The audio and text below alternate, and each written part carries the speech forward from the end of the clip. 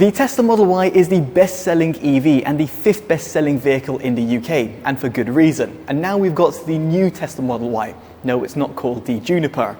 Now, at the time of filming and in the UK, it'll be available as the launch series only, and that will come in at just shy of £61,000. That will give you bigger alloys and a slightly different paint finish. And it also has got an all-wheel drive long-range configuration only. It's expected that the other variants will come in at a later date. It's worth noting also that the vehicle can be ordered now, however deliveries will be expected at roughly March and April time, at least for those of us in the UK and around Europe. Now, without further ado, I'll be putting an action camera on my head and going around the vehicle and giving you a POV video, because I do think it'll be quite nice to experience it with me. And bam, just like that, we've transformed and giving you a POV. Now, let's just talk about its exterior design, because this is a bit different. And yes, we've got the regular Model Y just there, so it's great to see a comparison. You can see over here, you've got a bit more of a bubble-shaped design with the headlights, whereas over here, you've kind of got this Cybertruck-looking design. And yes, that's exactly what Tesla are going for, a bit more of that Cybertruck type of look, and you no longer have the badge or any sort of Tesla branding at the front, which makes it look a little bit more cleaner and in some ways a bit more aggressive. To some extent, I do think it looks a bit more like the Tesla Model 3 Performance. Now, the color you've got over here is the Quicksilver, which will be available with the launch edition. And for those people wondering, you've also got it as a solid black. It's no surprise that the later other variants will probably come in with the different colors like you'd find in the outgoing Tesla Model Y. Now, as for the alloys, you have got the 19-inch aero, and you've also got the 20-inch helix rims, which will be available. No real surprise over here, very similar to the outgoing Model Y. You can see here it's the upgraded alloys again, not the ones that come standard, but here with the new Tesla Model Y, it just looks really nice. You've still got body-colored wheel, non-body-colored wheel arches and side skirts, which stretch all the way around. You've still got that sort of flush design as you'd expect with any sort of Tesla, with the door handles opening up in a certain way. And yes, we'll be getting onto the interior very shortly. And then you've got a camera-based system, and for those with a keen eye, yes, you have got a camera right down here. Hopefully my camera's picking it up. Now, that front-facing camera is not only used for safety, but can also be used as a front-facing camera when it comes to parking. So yes, we finally got it. Now, in terms of the rear of the vehicle, it's actually got a very nice distinctive look. So unlike the rear of the outgoing Tesla Model Y, where you've not got any sort of light bar that stretches across the entire vehicle, and you've got those two tail lights, here you have got a light that kind of shines at the bottom of the vehicle and kind of projects it outwards. Now, the lights are still here, the tail lights are still around over here, so you've still got it there, and you've got a camera up there, but then this light bar shines at the bottom of Tesla. And I actually quite like that. In terms of the aesthetics of it, it looks pretty cool. Something, again, like Cybertruck-esque looking. I think they've done a really good job. Now, let's go into the boot. From memory, the button is somewhere around here. You have got an electric tailgate that comes fitted as standard, and you've got a really nice wide opening. As someone who's just under 6 foot, I could pretty much fit under here. Now, it's good to see that you have got the bootload cover, which can now be folded and being put in the underfloor compartment. Hopefully you can see this with me, but yes, there is this little foldable tray, and you have still got that humongous underfloor compartment storage over there. So it's nice that Tesla have actually thought this through, so you've now got that, and you have also got these power folding seats. Now, if I were to press the button, it'll fold down flat, and the same will go for the other one. Now, just a small little note, I'm not sure if you'll be able to see this. I'll just stretch in, and hopefully you'll be able to see it with the GoPro. But if you look at that front seat, when we press the button, it goes forwards a little bit. Small little touch, but one that's actually pretty appreciated. I'm sure a lot of people are going to actually really like that. It's a good little thinking by Tesla, and it just makes a little bit extra in terms of practicality. How does that work if someone sat in front? I have no idea, haven't tested that, but just nice little thinking. So practicality-wise, pretty good in terms of its boot capacity. We still don't have any sort of rear wiper. That's almost no surprise. But you do have a panoramic roof, which is still there. So the panoramic roof, as you'd expect with most Tesla vehicles, it's still present in the Tesla Model Y, so it just gives you that good sense of spaciousness. You have got that flat floor at the back, and if we sit in, hopefully you'll be able to see over here, I have got good amount of legroom as someone who's just under 6 foot. And for those with a keen eye, yes, you have got an 8-inch infotainment system for your rear occupants, like you'd find in the new Tesla Model 3.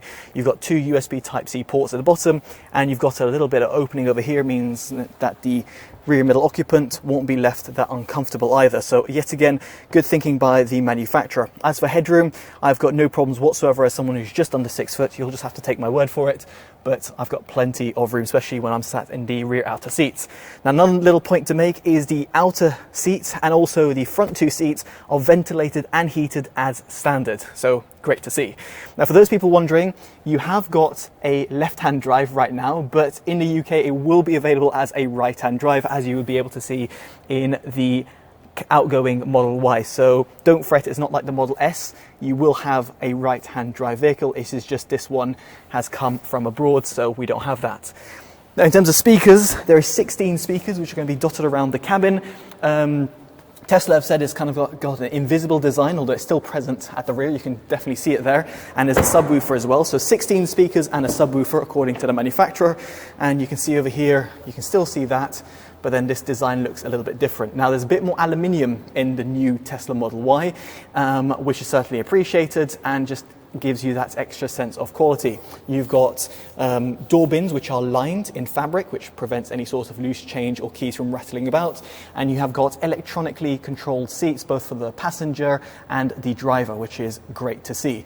As for sitting in the passenger seat, at least for a left-hand drive vehicle, plenty of room. I'll bring my seat forwards and that'll give the rear occupants even more space. No problems whatsoever. So it's just fantastic to see you have got all that space and storage. You have got the 2 wireless chargers, you have got the glove box, which will be operated from the infotainment system. You've still got this kind of bifolding design, at least when it comes to the drawers. And then you've got USB Type-C ports, one of which I'm told is going to be delivering up to 60 plus watts of power, which is pretty insane. And then you've also got the center armrest compartment with a USB Type-C port, which is present there as well. And you have got the rear view mirror there. Now I'll just bring the camera down a little bit so it gives you a bit more sense of perception of what we're going to see, because now we're going to go into the driver's seat again for a left-hand drive vehicle. And what you'll notice straight away is the thing that actually caught my eye and something that I couldn't quite believe.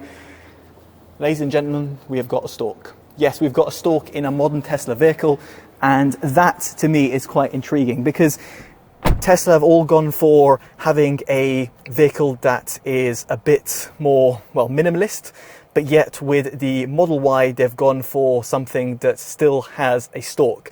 Now, I asked Tesla about this, and they've said that it is because it means that it's going to be appealing to certain other people out there on the market that might not be left as alienated without no physical control. So yes, we have got regular stalks, at least for the indicator, but when it comes to drive mode selector, it's still going to be the swipe up and down like you'd find on the modern Tesla vehicles.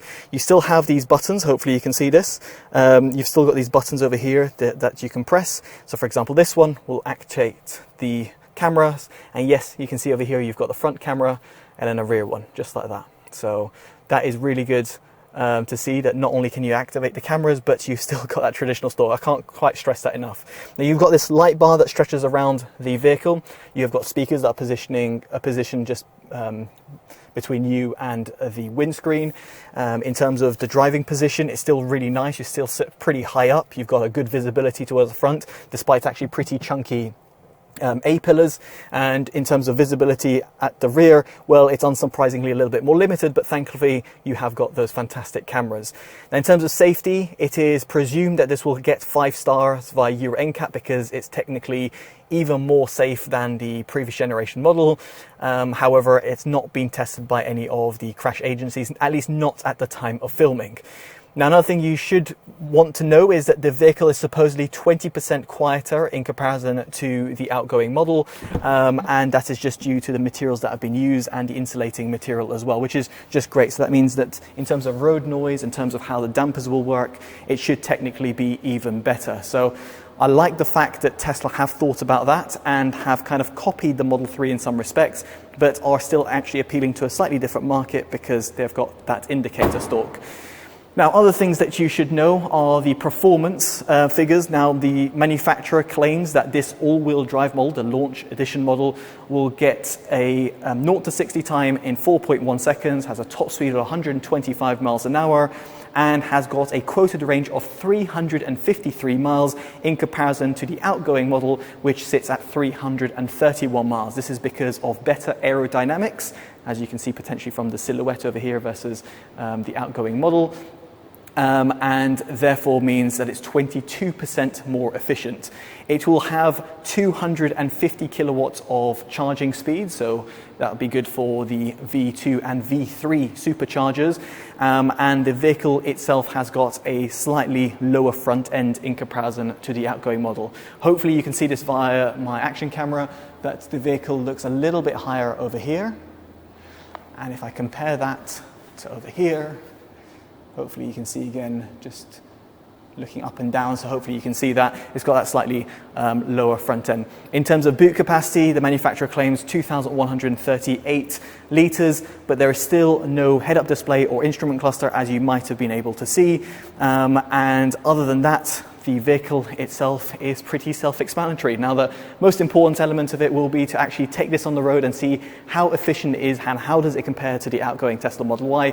That will have to come at a later date because this is just a static. But hopefully you've enjoyed this video, and if you have, definitely do consider dropping a like, subscribing, and hitting that bell notification. Hopefully my hair's still all good. But yeah, hopefully you've enjoyed this video. And I'll be curious to know what you make of the outgoing Tesla Model Y and then the new Tesla Model Y down in the comment section below. So yeah, there we go. Hopefully you've enjoyed it. Definitely do drop a like, subscribe, and hit that bell notification. And I've been Chris from TotallyEV, and I hopefully see you in the next one. Take care of yourselves, and goodbye.